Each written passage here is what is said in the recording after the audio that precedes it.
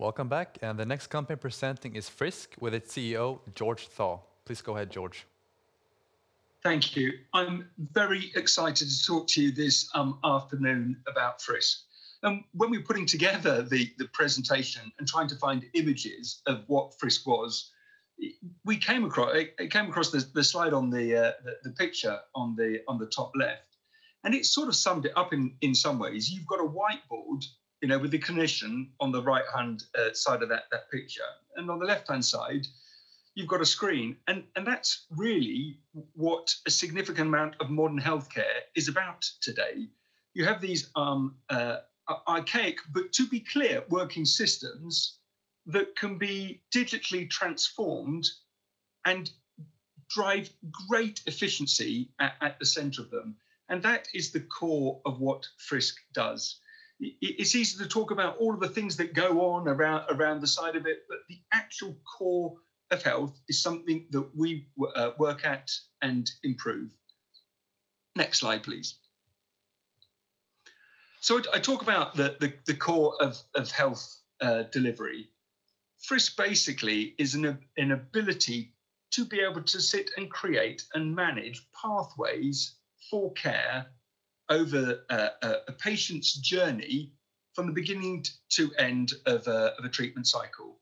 And this can be long-term care, this can be episode care, but it is a process. And the ability to be able to sit and create that process, in a way that engages the patient, and the patient as part of a team will lead to better outcomes. And this is, we use the term core, but this really is the very center of healthcare today. On the left-hand side, very popular and known at the moment are, video doctoring, chat, devices, appointment bookings. There are a lot of solutions out there that do that, but that is a fraction of the overall healthcare technology landscape and spend. The core of it are basically the steps that take to be able to get people better. And these at the moment, whilst there are consistent protocols for it, they are not based around the individual. We might both have diabetes, but our treatment could differ based on sex, BMI, ethnicity, age. There are a rack of things that would actually mean that we would get or should have separate plans. And FRISQ is an ability to be able to deliver these separate plans for patients aligned to long-term treatment. And I'll come to why I say long-term later on. Ultimately, this leads to better outcomes. Now, clearly what we do lives in the center of health. And there are these EMRs, these medical records, electronic medical record systems, or they're called electronic health record systems. These are the large systems that live inside the world of health. And we coexist with them, taking elements of information and passing information back, but really being patient-centric. And as opposed to looking, down one particular hole at any one time in terms of what's the next step, what's the next step, what's the next step, we turn it and look at it all the way through from beginning to end. Starting here are all the things that are going down that journey.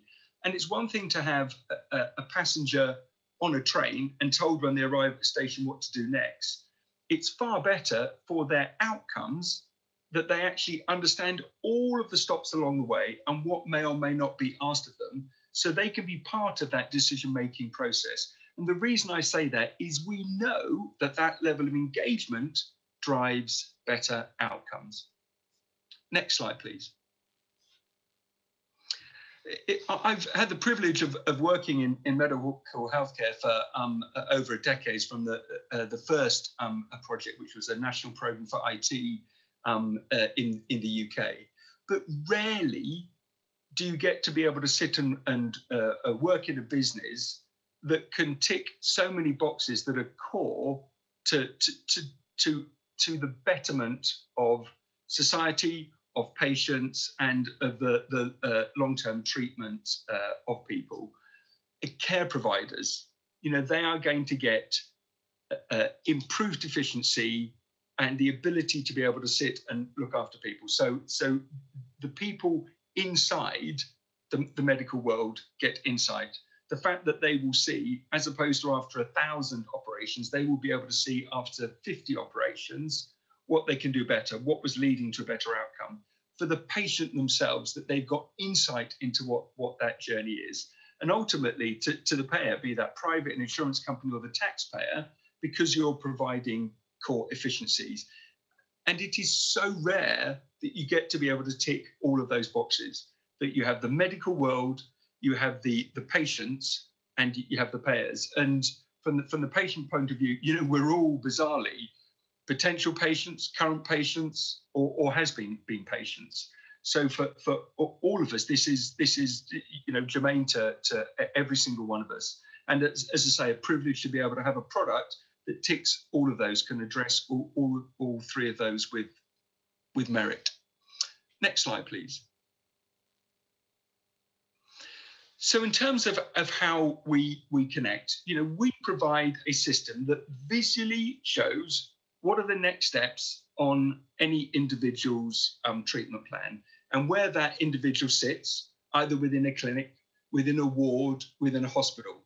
And that is connected to the records management systems on the left-hand side.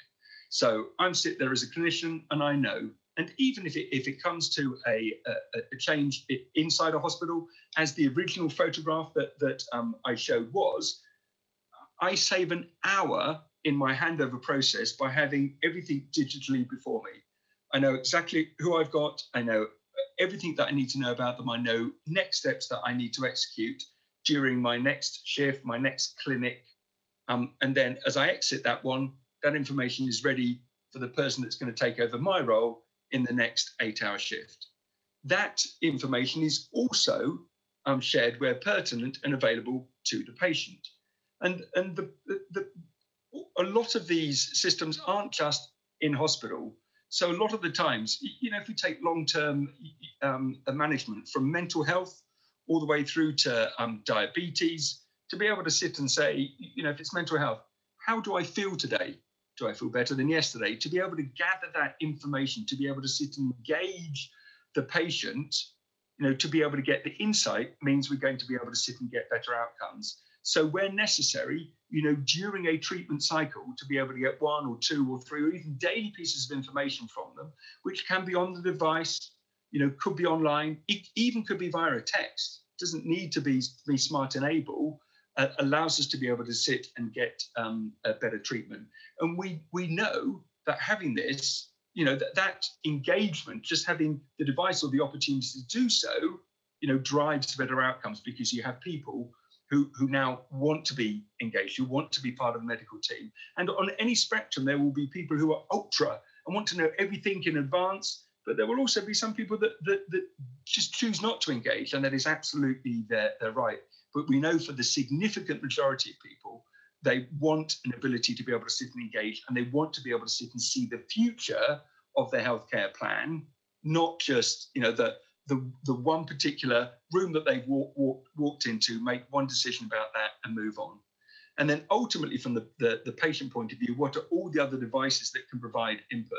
I have this, I can send input from this to my cardiologist, I can send steps. There are multiple elements that, again, will enrich the amount of patient data, which ultimately will mean a better insight to medical teams and therefore better outcomes. Next slide. So in terms of our opportunity to improve productivity, to take all of these plans and to be able to sit and move them from one environment to the next is also key. A lot of the larger systems live in one environment, so they would live inside a hospital. You now go out into the community where there would be a different system. And a significant amount of time it was interesting in some of the conversations we've had with doctors and with patients. One quote stuck out to me when speaking to a patient that said they'd spent 20 minutes with a doctor, which was the allotted time, and they'd actually timed, and they said 17 minutes of it were with the clinician looking at a computer. They weren't actually engaging with them, because all of the content that they were cutting and pasting and copying and PDFing was done here. And they actually wanted the clinician to be able to sit and engage with them. So to be able to get that information that's pertinent when the person enters the room that's there before them would just even if it gave 5 incremental minutes to the system would make a difference. And then again, once they've left the clinic and they go back to home, to be able to sit and take that care plan with them. So it isn't something that lives in one silo and then is recreated in the next silo and then is recreated in the next silo.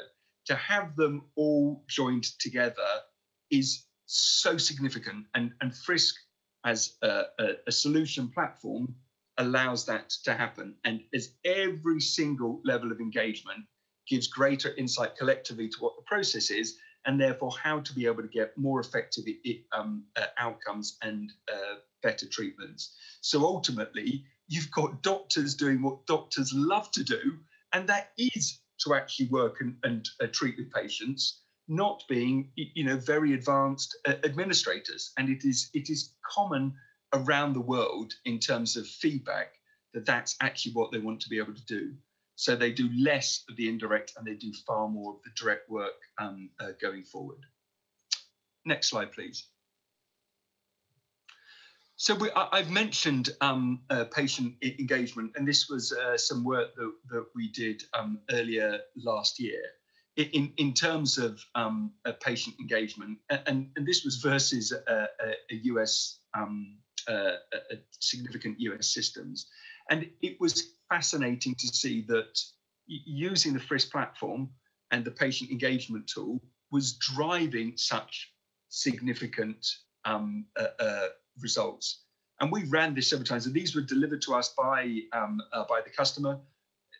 We were bowled over, but this is they continued to iterate that this is what was affecting the significant outcomes, that they had patients that were engaged in their treatment plan, that were turning up. They'd already had the prescriptions. They'd got x-rays if they needed to, so they were ready for a procedure, that someone had made sure that they had done their steps, they had taken their medication, that they were filling in their mood and their feelings charts for in the state of mental health. That was leading to just better. It's not just the fact that you get better outcomes in medicine, it's the fact that ultimately you can learn how and why that you're getting those outcomes, and a lot of that is patient engagement. Next slide, please. So we are, and I was speaking at a health dinner about 2 years ago, and someone in the audience was saying, so what is the future of healthcare, vis-a-vis the technology? And I said at the time that, and I don't think I'd ever be that confident to be able to sit and say, clearly this is what the future is. But there are some plate tectonics at work at the moment that are, and these are just facts of business physics, sort of biology and man's development. We have an aging and growing population. So that curve of age is moving and growing. We also know that the tax burden and the ability to be able to sit and support that and the potential people that are paying tax are reducing.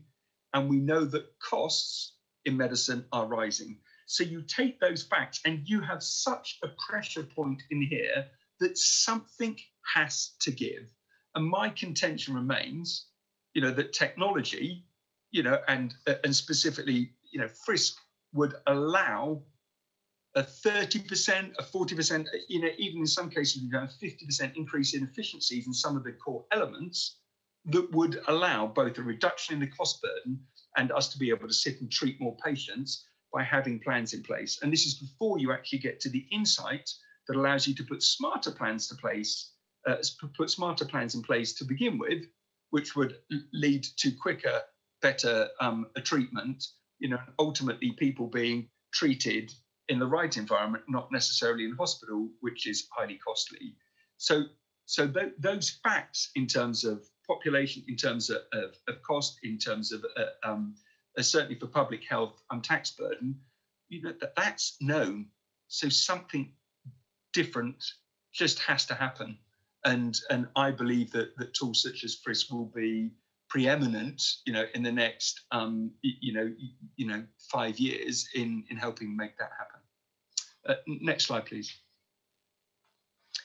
We tried to gain or get a sense of the market, and we sliced and diced it many ways, and it sort of in some ways became sort of impractical to do, because sort of almost limitless is true, because we work at the core of it all, which is the bulk of where medical spend is, and we can have such a significant impact on core efficiencies that the market is vast. If I was just to take, the UK alone spends 130 billion pounds a year, plus I think it's nearly 139 billion last year, and that's without a COVID effect, of which 70% is spent on long-term chronic diseases.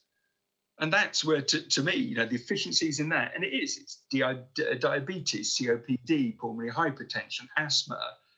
These are a bulk of where the money is. To be able to sit and drive, an hour in an 8-hour shift, to be able to add, to do 12 patients, not 10, during a clinic.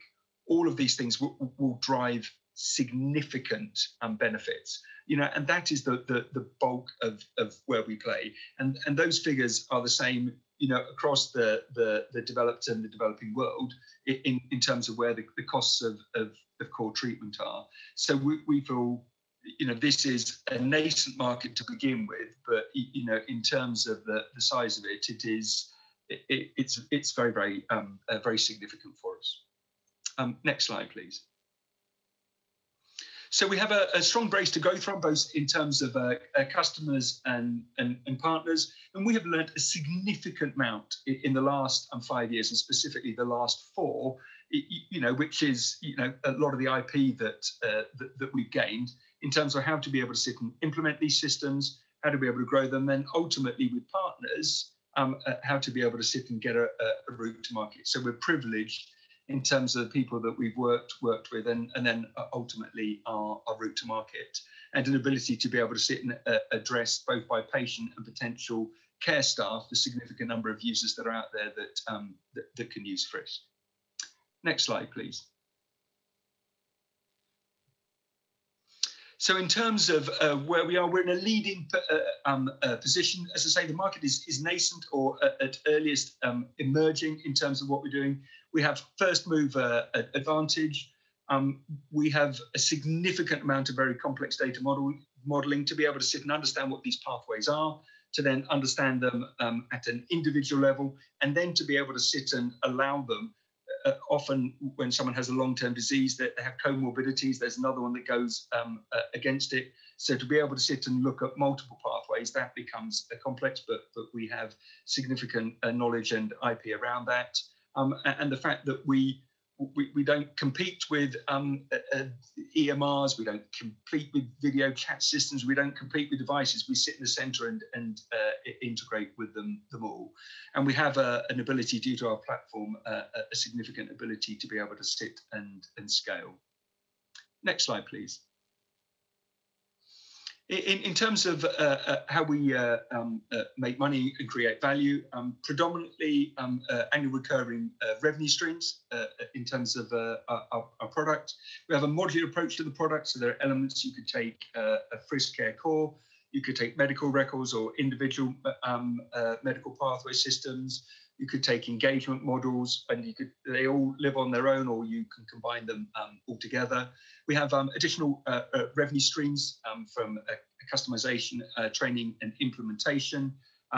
It isn't a significant workforce to be able to sit and do so. Being a cloud-based model, we can spin up very quickly, and we are developing significant data insights by the modeling we're doing.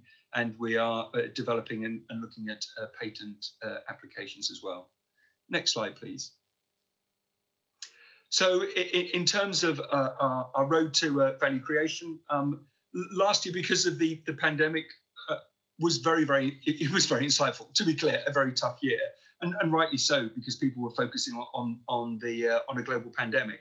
But it really allowed us to sharpen our focus, and we used the time very well in terms of being able to sit and tune exactly what we're going to do, and specifically, guess what, respiratory diseases, and a lot of the work that we've been doing there, COPD, asthma, and general breathing. We've got some significant projects underway. This year will be commercial ramp up. So based on all of that, it's now into pilots. We'll be expanding in 2022, and then looking at what we can be doing with the data that we will have gained and the brokerage of that in 2023 and beyond. Next slide, please. I have the privilege of working with a significant team, all of which have tenure in this market space. Have worked in this environment, be it medical, be it software, and then be it in high growth. We have a tenured board with a great understanding of the Swedish market, and Lars Björk that's got a great background in terms of very high growth and taking high growth businesses to market from the US. And then in terms of just two examples of our advisors. So David Haslam, who was the head of the National Institute of Clinical Excellence in the UK, the head of the Doctors Union, the surgeons, and is a phenomenal advocate, as is Martin Ingvar, in terms of his background and the work. And those are just two of many that are strong advocates for us. Next slide. I think that put me 1 minute over. I believe that allows me a few minutes for some Q&A. Thank you very much, George, for that interesting presentation. And like you said, now it's time for the Q&A. And we'll jump straight into the first question. When do you foresee revenue to a greater extent at FRISQ? This year, we will start meaningful revenue streams. So it has been, as I say, 19 and 20 were a piecemeal, but based on the projects we've got, and now turning to license-based revenue, that starts this year. Interesting. And would you say that there are more players in the market that offer similar services as FRISQ? No, I don't. People will talk about offering care plans, and but it isn't a care plan. It's a process that is this step to this step, and they aren't actually linked together. We link them together around a disease and around an individual, and we haven't found anyone that offers something similar. And that's why I said it was a nascent and emergent market. It is a complicated one, and it often looks like people do it, and people do engagement. Yeah, they do, but engaging it around a patient-specific care pathway, we haven't found it exists, and that's what we're aligning to, because we believe that level of engagement drives the better outcomes and insights and the ultimate efficiencies in the health system. Okay, interesting. And the next question is, are there any regions within the Swedish healthcare system that are conducting any public procurements right now that you would think are of interest of FRISQ?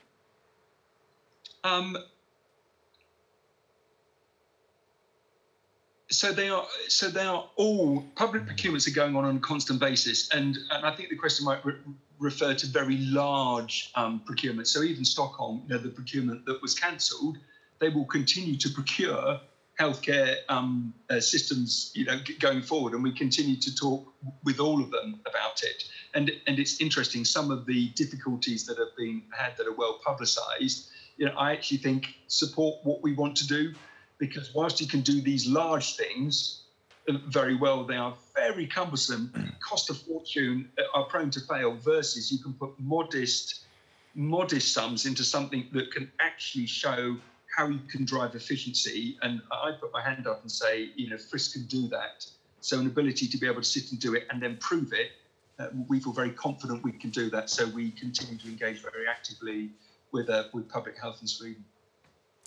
Okay, thank you very much for today, George, for providing good answers and a good presentation. And we wish you good luck in the future. Wonderful, thank you all.